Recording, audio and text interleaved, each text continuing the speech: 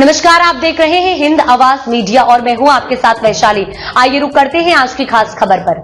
महाराष्ट्र चुनाव परिणाम, संजय राउत ने उठाए सवाल, कहा कुछ तो गड़बड़ है। महाराष्ट्र विधानसभा चुनाव के परिणामों ने राज्य की राजनीति में हलचल मचा दी है।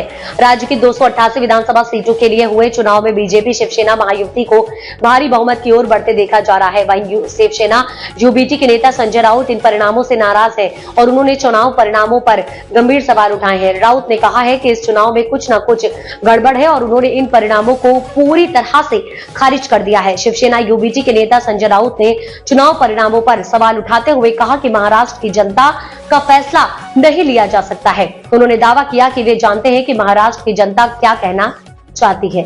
राउत ने आरोप लगाया है कि 2 दिन पहले गौतम अडानी के खिलाफ एक घोटाले के मामले में वारंट जारी हुआ था और इसके बाद बीजेपी का असली चेहरा उजागर हुआ है।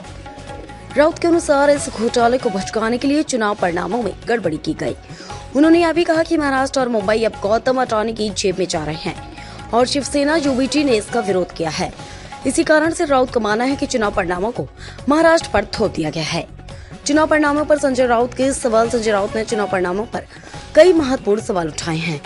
उन्होंने कहा है कि ऐसा हो सकता है कि एक पार्टी को 200 से ज्यादा सीटें मिल जाए। उन्होंने कहा कि यह लोकतंत्र के सिद्धांतों के खिलाफ है और यह कहीं से भी जनमत का सही प्रतिबिंब नहीं है। संजय राउत ने यह भी आरोप लगाया कि लोकसभा चुनावों में भी शिवसेना की स्थिति बेहतर थी, लेकिन कुछ सीटें उनकी छीन ली गई। उन्होंने कहा कि इस बार भी परिणामों में कुछ गड़बड़ हुई है। ईवीएम पर संजय राउत के आरोप। संजय राउत ने यह भी आरोप लगाया है कि चुनावी प्रक्रिया में ईवीएम का इस्तेमाल गलत तरीके से किया गया है। उन्होंने कहा कि हर विधानसभा क्षेत्र में ईवीएम लगाई गई थी और यह साफ तौर पर लोकतंत्र के खिलाफ है। एकनाथ शिंदे और अजीत पवार के आंकड़ों पर सवाल। संजय राउत ने विशेष रूप से एकनाथ शिंदे और अजीत पवार के सीटों के आंकड़े पर सवाल उठाया। राउत का कहना था कि एकनाथ शिंदे को 7 सीटें मिलना और अजीत पवार को 40 सीटें मिलना यह असंभव है।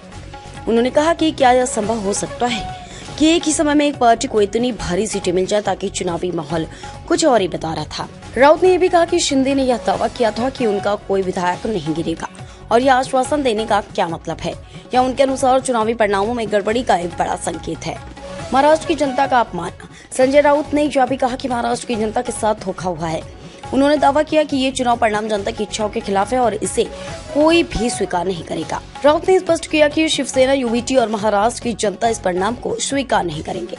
संजय राउत ने महाराष्ट्र चुनाव परिणामों पर जो सवाल उठाए हैं वे राज्य की राजनीति को लेकर गंभीर चिंताएं व्यक्त करते हैं। उनका कहना है कि इस प्रकार के परिणाम लोकतंत्र पे स्वीकार किए जाते हैं या चुनावी प्रक्रिया और लोकतंत्र के सिद्धांतों के खिलाफ होगा। अब देखना यह होगा कि शिवसेना यूबीटी इस मामले में आगे क्या कदम उठाती है और महाराष्ट्र की जनता इस मुद्दे पर क्या प्रतिक्रिया देती है।